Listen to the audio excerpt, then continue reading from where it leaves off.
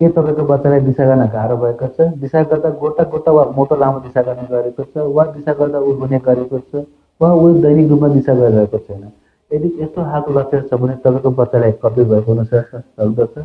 आउनुहोस्, आज बच्चाले किन कब्जियत हुन्छ र यो रोगको पहिचान कसरी गर्ने र यसको उपचार कसरी गर्ने भन्ने बारेमा केही छलफल गरौँ। नमस्कार, म डाक्टर वीरेन्द्र पनि, बाल रोग चिकित्सक कलेजको विशेषज्ञ।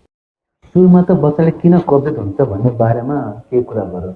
प्रायः चाहिँ कस्तो हुन्छ भने चाहिँ बच्चामा चाहिँ डाइटहरू चेन्ज हुँदाखेरि, जस्तै कि 6 महिनादेखि चाहिँ बच्चाले आमाको दुध खाइरहेको हुन्छ र उसलाई चाहिँ सोलिड फुड वा कम्प्लिमेन्ट्री फुड सुरु गर्दाखेरि चाहिँ उसको चाहिँ इन्टेस्टाइनहरूमा चाहिँ अलिकति केही तलमाथि हुँदाखेरि चाहिँ उसलाई कब्जियत भएको धेरै पाइएको छ। त्यसै गरी बच्चाहरूमा चाहिँ स्ट्रेस फ्याक्टरहरू, कहिले कहिले एक्जामहरू आयो, उसले दिशा गर्न खोजिरहेको नहुँदाखेरि पनि बच्चालाई चाहिँ कब्जियत भएको हुन्छ। त्यसै गरी बच्चाहरूमा चाहिँ चाहिँ स्कुलहरूमा जाँदाखेरि चाहिँ उसले चाहिँ स्कुलको टायर्डहरू यताउता चाहिँ शिक्षिकाहरू लागेर पनि बच्चाले चाहिँ दिशा चाहिँ त्यहाँ नगरेर रोकेर बस्ने गर्दछ। जसको कारणले के हुन्छ भन्दा चाहिँ उसमा चाहिँ जुन मलद्वारा भएको जुन दिशा हुन्छ त्यसमा चाहिँ पानीहरू चाहिँ सोचिरहेको हुन्छ र चाहिँ उसको दिशा चाहिँ अलिक टाइट हुने गर्दछ र उसले चाहिँ त्यही टाइट हुँदाखेरि चाहिँ उसले दिशा गर्न खोज्दाखेरि चाहिँ दिशा चाहिँ अलिकति उसले गर्न गाह्रो हुन्छ, जसको कारणले चाहिँ उसले दिशा रोकेर बसिरहेको हुन्छ र त्यो प्रोसेस हुँदा हुँदा चाहिँ उसको दिशा चाहिँ साह्रो भएर कब्जियत हुने गर्दछ।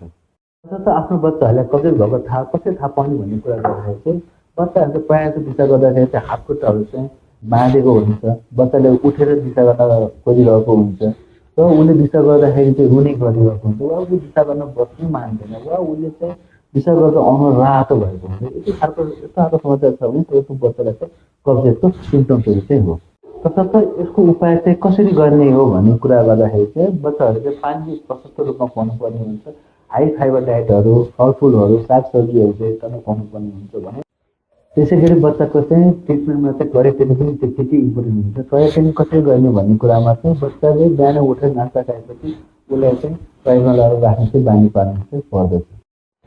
रिसर्चहरूले के देखाएको छ भने चाहिँ 85% केसमा चाहिँ फङ्सनल हुन्छ, जसमा चाहिँ कुनै मेडिकल सर्जिकल कारणहरू चाहिँ भेटेको हुँदैन भने चाहिँ बाँकी जुन 15% हुन्छ त्यसमा चाहिँ मेडिकल र सर्जिकल कारणहरू हुन्छ। जुन चाहिँ अघि मैले फङ्सनल कन्स्टिपेसनहरू चाहिँ हामीले अघि भने जस्तै खानपिनहरू मिलायौँ भने, पानी प्रशस्त खायौँ भने र टोयलेट ट्रेनिङ गरेर ठिक हुन्छ भने जुन अर्ग्यानिक कजहरू जुन चाहिँ हाम्रो हस्बन्डी जस्ता लक्षणहरू छ भने चाहिँ हामीले त्यसलाई चाहिँ एक्सटेन्सिभ रूपमा चाहिँ परामर्श लिएर उपचार गर्नुपर्ने हुन्छ। के कस्तो लक्षणहरू देखियो भने तुरुन्तै डक्टरलाई भेटिहाल्नुपर्छ भन्ने कुरा गर्दाखेरि चाहिँ यदि नवजात शिशुहरूले 48 घन्टाभित्र टोयलेट गरेको छैन, वा उसलाई अर्ली अन्सेट यानि कि 1 वर्षभन्दा मुनि नै उसलाई कन्स्टिपेसन भइरहेको छ, वा बच्चाको वेट बढिरहेको छैन,